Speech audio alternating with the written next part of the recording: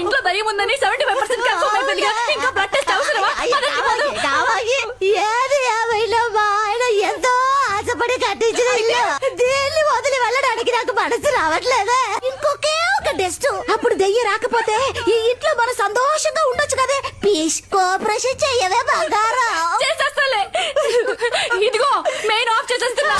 అమ్మ కామాచమ్మ, మీనాచమ్మ, అంకాళమ్మ, కంకాళమ్మ, మీ అమ్మ, మా అమ్మ అందరం కలిసి మా పల్లి కాపాడండి అమ్మా.